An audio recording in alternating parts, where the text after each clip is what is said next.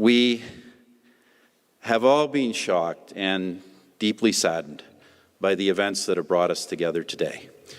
But we know that nobody can feel Jim's loss more deeply than you. We've lost a colleague and a friend. You've lost so much more. Girls, your father, Karen, the love of your life. Just let me say this, that I could see how deeply he loved his family. I can tell you his whole being would literally just light up when he talked about the strong, successful, and loving women in his life. So Karen, you and your family, all your family, are very much in our thoughts and prayers. And I think you are also in the hearts of so many thousands of Canadians, of Albertans, who admired Jim, who deeply respected him, and who have rushed forward in droves to say so. Let us also take a moment to acknowledge that we share our grief with those who mourn the companions of Jim who passed with him on that fateful day. We think of them all as well, and God bless all of them. Now, ladies and gentlemen, friends, I want to talk most particularly about Jim Prentice, the politician. I knew Jim only by reputation when he phoned me in March of 2002 to indicate that he would resign as Progressive Conservative by-election candidate in Calgary Southwest so that I could more easily assume the position of Leader of the Opposition, then held by the Canadian Alliance.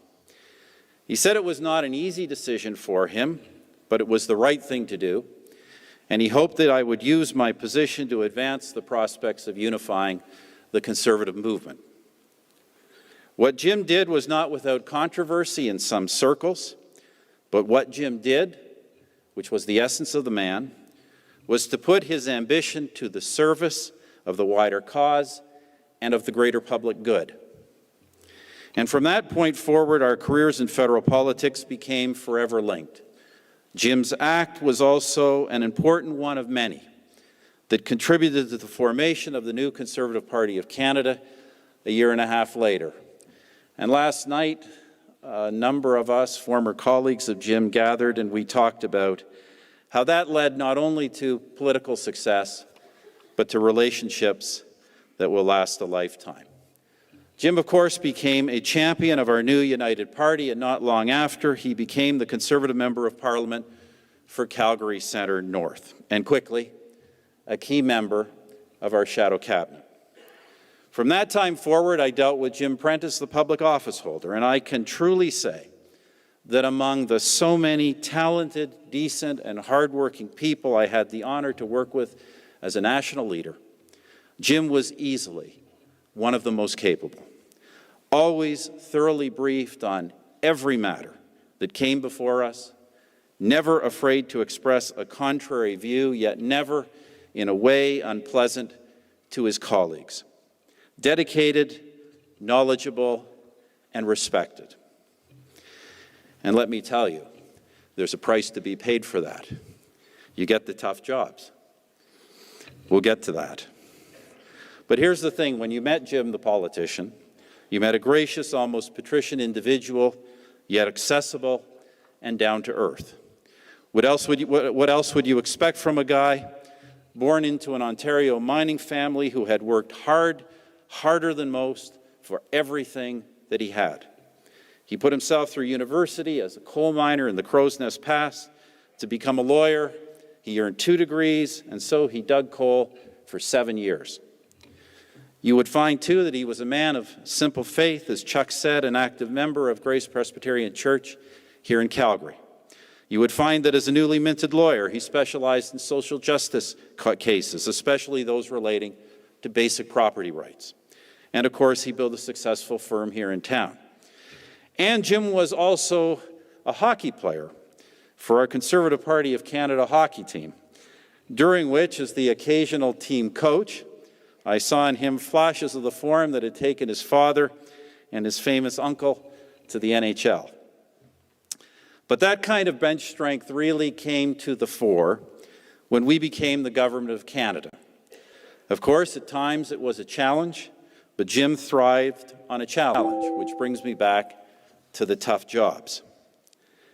To begin with, I appointed him chairman of the Cabinet's Operations Committee, which is equivalent to being the government's chief operating officer. It's a hard place to make friends.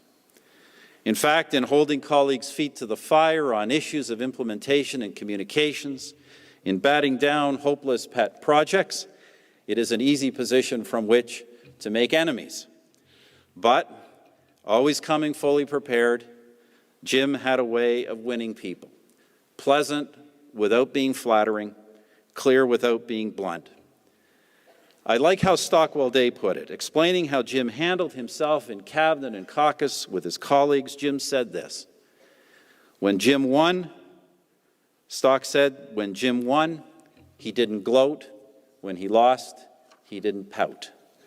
Jim served Canadians in vital and difficult ministries where his principle, his pragmatism, and his sense of decency made a difference. Just to give a few examples. As Minister of Aboriginal Affairs, Jim was responsible for finalizing and implementing the Indian Residential Schools Agreement. It was an enormous job, but his efforts went beyond mere symbolism. His goal was to bring meaningful improvements to the lives of ordinary Aboriginal people, to those outside the power structures, to secure equal rights for Aboriginal women, to get accountability to on-reserve people for public funds, to obtain for them good services, clean water, to relieve the burden of dependency. Likewise, as industry minister, he sought better opportunities for innovation and growth for Canadian businesses without making them wards of the taxpayer. As environment minister, Jim took particular pride in the expansion of our national parks and major conservation initiatives. He refused to be boxed in by false claims that jobs in the energy industry had to be destroyed to advance our ecological objectives. So Jim determined that environmental policy should be pursued in a way that enhanced jobs and opportunities for Canadians and Albertans while protecting our air, land, and water for generations to come. And long after he left Ottawa, he pursued this conviction in Alberta, knowing, as only those with roots in other regions of this country truly understand, that a slowing energy industry in this province invariably weakens the entire Canadian economy. Yes, friends, we gave the hardest assignments to the people best able to handle them, and Jim was always one of those people. I'll tell you a little bit of a story. I made Jim Environment Minister just shortly before Barack Obama became president. I wanted to see us develop a comprehensive regulatory approach to energy and the environment. The Americans seemed very interested, and President Obama asked if I could send someone down to Washington early on to look at the issues. I told the President, I said, Barack, I'm going to send down our new Environment Minister, Jim Prentice. I think you guys will like him. He's probably the most capable guy that I've got. To which President Obama said, that's great, Stephen, and I promise not to tell your other guys that you said that.